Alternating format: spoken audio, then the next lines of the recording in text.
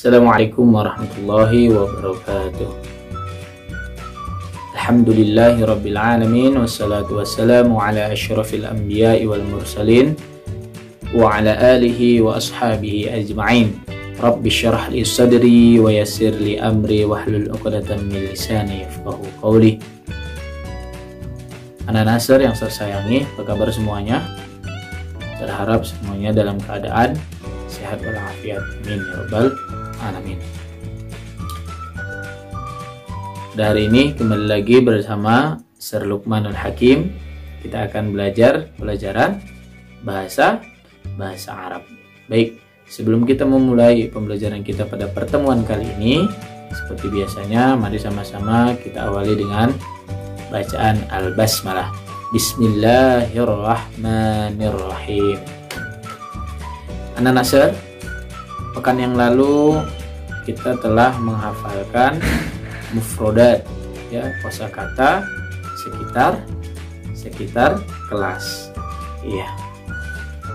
Terima kasih atas semangat anak-anak untuk menghafalkan kosakata tersebut. Pada hari ini Sir akan membahas tentang isim isyarah, ya. Apa namanya, Nak? Isim isyarah. Ya. Berikut Sir jelaskan tentang isim isyarah. Anak-anak, pada pertemuan kali ini kita akan membahas ismul isyarah. Apa itu isim isyarah? Secara sederhana dapat kita artikan isim isyarah adalah kata tunjuk. Perlu kita fahami bahwa isim isyarah terbagi menjadi dua. Yang pertama, kata tunjuk digunakan untuk menunjuk benda yang dekat atau disebut juga lil qorib. Dalam bahasa Indonesia biasanya kita menyebutnya ini, sedangkan dalam bahasa Arab kita menyebutnya dengan hadza atau hadhihi.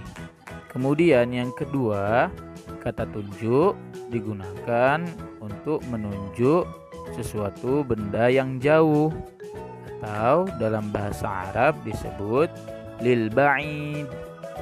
Biasanya dalam bahasa Indonesia kita menggunakan kata itu, sedangkan dalam bahasa Arab kita menggunakan dzalika atau tilka. Sampai di sini sudah paham kan anak-anak? Sudah paham? Kita lanjutkan. Bentuk yang pertama, kata tunjuk digunakan untuk menunjuk benda yang dekat atau disebut juga dengan lil qorib. Pada bentuk yang ini kita menggunakan hadza dan hadhihi yang artinya ini. Hadza digunakan untuk kata yang berbentuk laki-laki atau disebut juga muzakkar. Sedangkan hadhihi digunakan untuk kata yang berbentuk perempuan atau disebut juga muannas.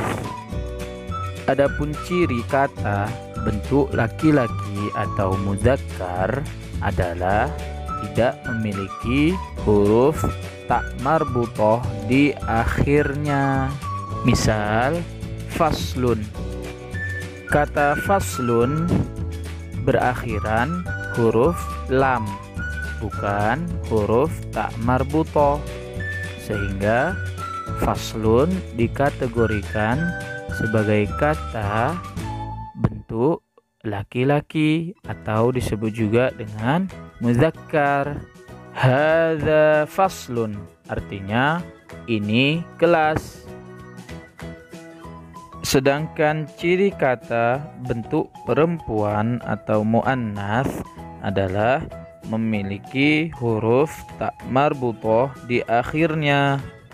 Misalnya min bodatun kata min dodatun berakhiran huruf tak marbutoh, sehingga dia dikategorikan sebagai kata bentuk perempuan atau muannas.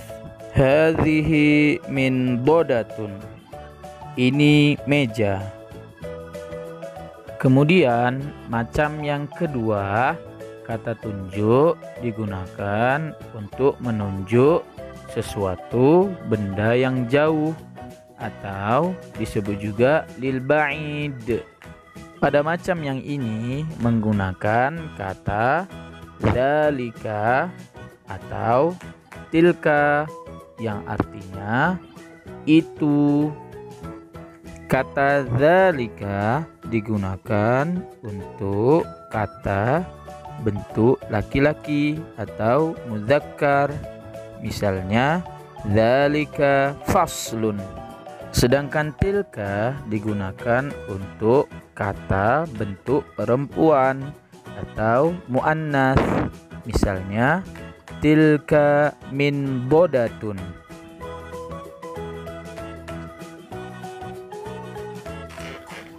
Demikian, itu tadi penjelasan tentang isim isyarah dari Sir Luqman. Ya, setelah anak-anak mengetahui pembagian-pembagian isim isyarah, baik yang dekat ataupun untuk yang jauh, serta perbedaan untuk yang laki-laki dan untuk yang perempuan, diharapkan anak-anak dapat lebih memahami penggunaan isim isyarah atau kata tunjuk dalam bahasa Arab. Anak-anak Sir yang Sir sayangi, pada pertemuan kali ini Sir tidak meminta tugas dari anak-anak. Sir hanya menganjurkan anak-anak untuk membuat contoh-contoh yang lain dari yang Sir berikan contoh, ya, supaya anak-anak bisa lebih memahami dalam penggunaan isim isyarah. Terima kasih, ya, anak-anak Sir yang Sir sayangi dan Sir banggakan. Jazakumullahu khairan katsiran. Wassalamualaikum warahmatullahi wabarakatuh.